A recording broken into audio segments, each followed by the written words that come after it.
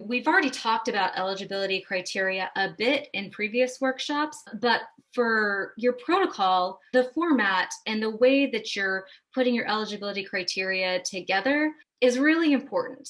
And you can do it in a number of different ways. I've seen narrative blocks. More often, I see a mix of narrative and bullet points of like, here's how we're thinking about that. And this is, pointing back to our definitions. We're including public high schools. We're not including freestanding ninth grade only high schools.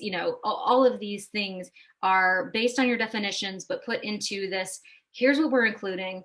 And here's maybe some bullet points of the specifics that we're either including or excluding, and just making that really clear about why you're going to make the decisions that you make when you're doing the screening part. Should be thorough and give explanations why. And then here's some of the things that are typically included. This is sort of coming a little bit more from like the health sciences. You can see that PICO is in there. So the types of studies, types of participants, types of interventions, types of outcomes. One of the other ones that is very, very often included as well is settings. And so these are some of the things that you'll think through, but usually your eligibility criteria include more than just these things. But these are some good ways to sort of like divide it out to begin with, and then get yourself thinking about other things that you want to include. And then I'm not going to go into this too much, but our team has put together some like examples of eligibility criteria. And so I'll just pop over and see if I can pull this up. That link is in the chat for us. And this is sort of formulated as a template, but it shouldn't be used exactly as a template. Think of this as a way to spur your thinking, right? Don't just fill in the blanks necessarily, but if you're, wanting to focus on a specific type of study, do more than just say we're only including randomized control trials. Tease that out a little bit more. Give some explanations. Don't just say adults, or don't just say adolescents. Adolescence is another good one, right? Like, how are you defining adolescence? And then I wanted to talk about some cautions when it comes to your eligibility criteria. I want to encourage you to think about, do any of your criteria introduce a bias into what you're working on? And so the examples that I see most often are people wanting to limit by peer review, which introduces a publication bias, right? The whole purpose of a systematic review or a scoping review is to look beyond those biases of what gets published. So a lot of times, studies with null results will not be published, but they're still really important when you're synthesizing all of the information to get a really good, accurate, credible answer. And so I would really recommend never using peer review as one of your eligibility criteria. Off the top of my head, I can't think of any reason that would be defendable to do that, unless it's a matter of we just don't have time, and making that very clear, right?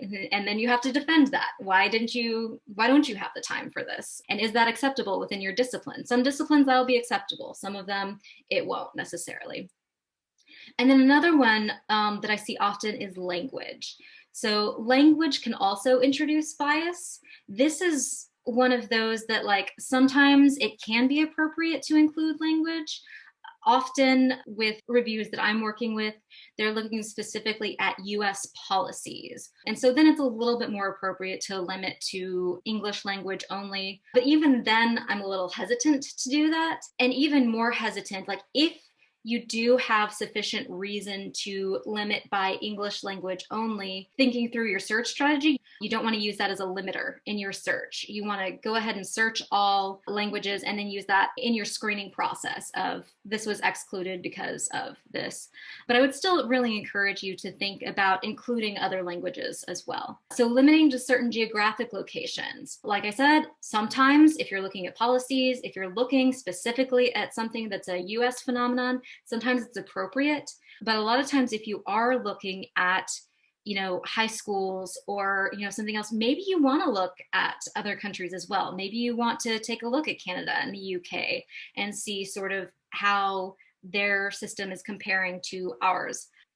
Also, the language that you're using can introduce a bias, especially when it comes to like high school, if you're looking at other countries too, because the UK does not use the term high school for that. And so all the things to think through. There's a whole lot of them.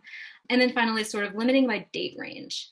And that's another one that I see very, very often is we want to limit it because we just want to see what's most current. But that's not really the purpose of a systematic review. The purpose of a systematic review is to find all of the evidence. And so if you are going to limit it by date range, you need to have a really solid reason that you're explaining in your protocol for why. So telemedicine did not exist before this date. Therefore, we're not worried about looking at studies before the invention of this thing that we're looking at. So those would be solid reasons. Policy, some of those other things might be strong, solid reasons, but definitely think through that and make sure that you're not introducing any kind of bias because you're implementing these eligibility criteria without necessarily a strong, solid reason for it.